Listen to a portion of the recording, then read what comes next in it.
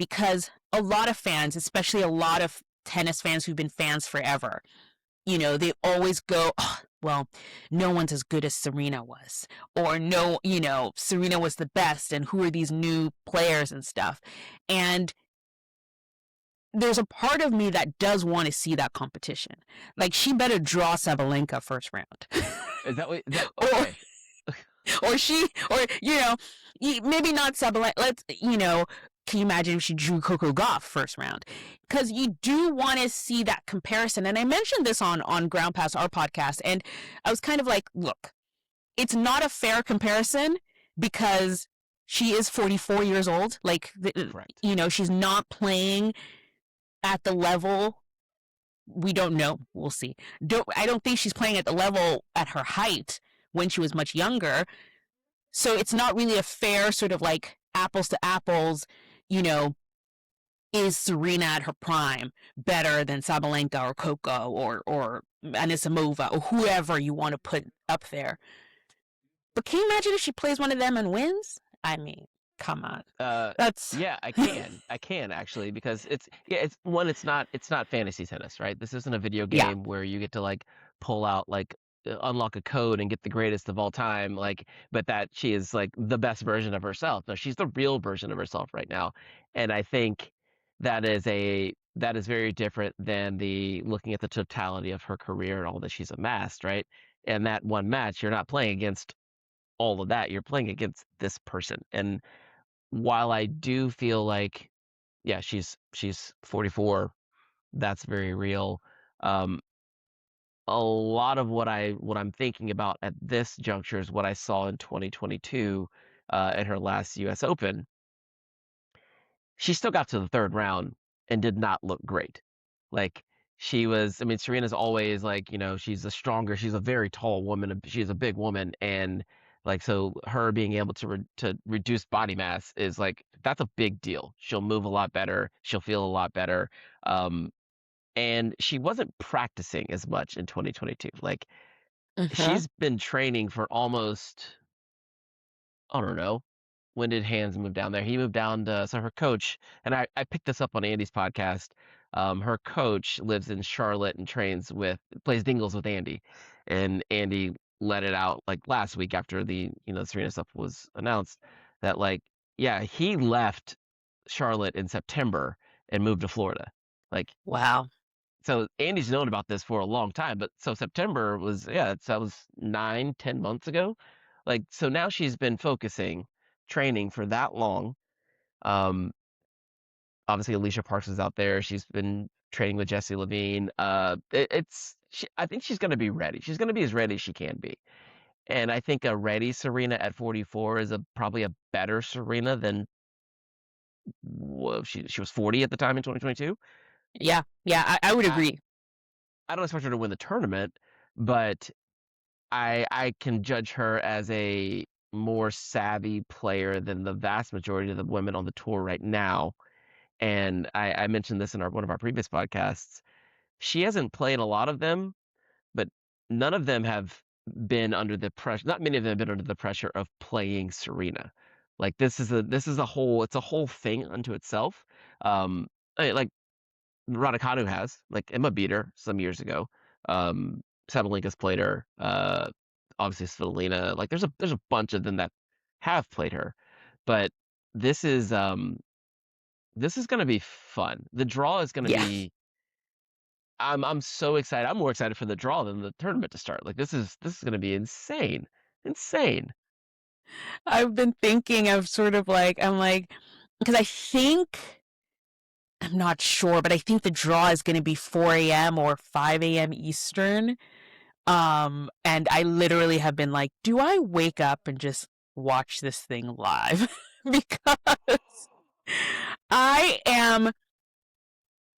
Because she's a wild card. She could draw anybody. And I just want the gods to be good to us, the draw gods, if you're listening. Just give us some spice, please. Just give us a good, because you're right in the sense that, people like Svitolina, Sabalenka have played her. But I didn't think that the aura of Serena and the pressure of playing her would be as evident immediately. And you saw it in her first match. She played against, it was Erin Routliffe and Nicole Melichar Martinez.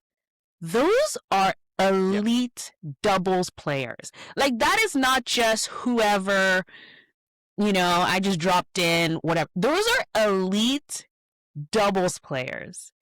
And you could see the tension and the just like pressure and nervousness in them. I was like, what are you doing? This is not the tennis you play.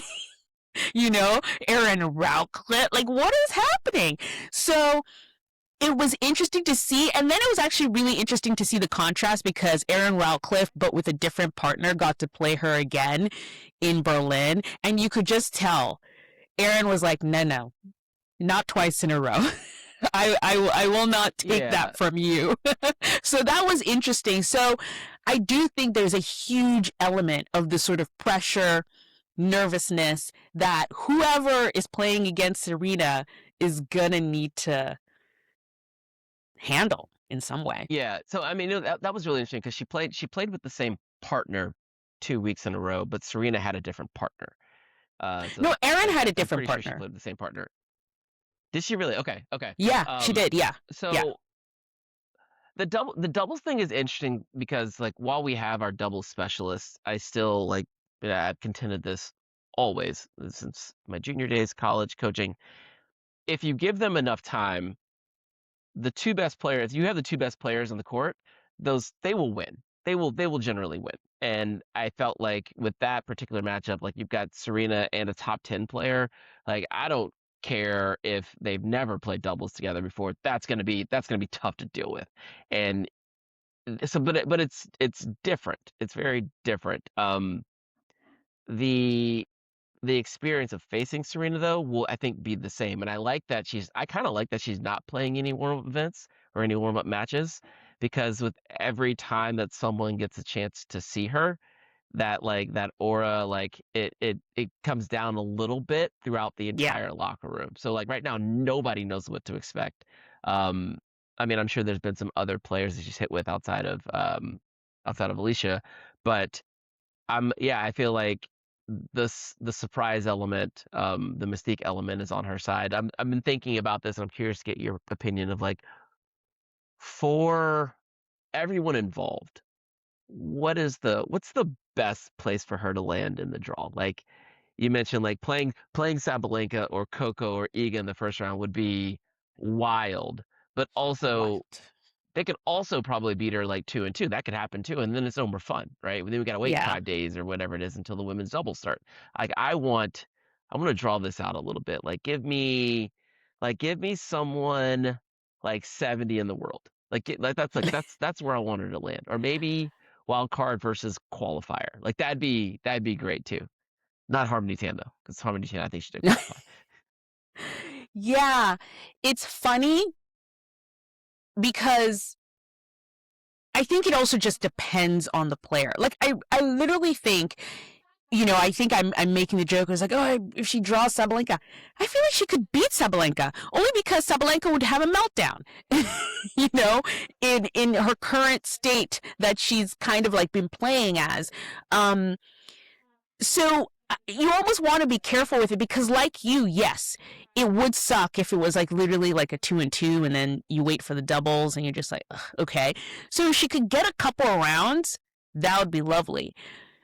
But I think the sort of player that would be a problem for Serena is almost a younger kind of like European who doesn't really care. Like if she plays Maya Swialinska, I mean, I don't know. You know what I mean? Like Maya would be like, she's like, I'm from Poland, I'm 20, I'm gonna beat you. Like that, she doesn't care.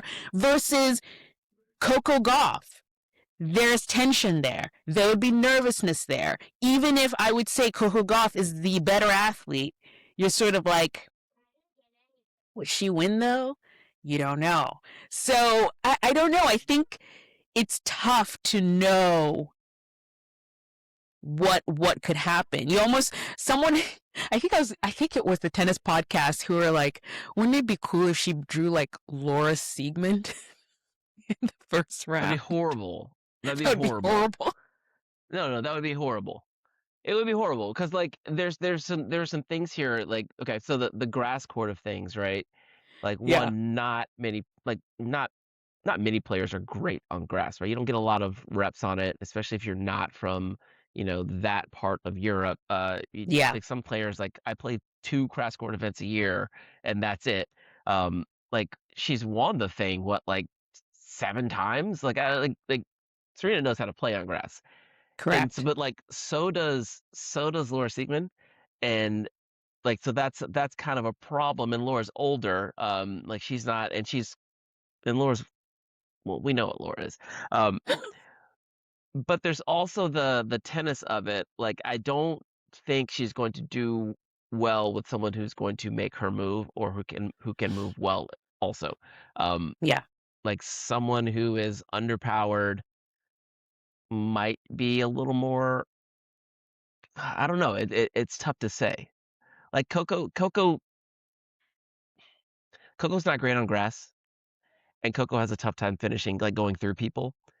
Hmm. Ergo, it'd be tough to with that skill set to beat Serena.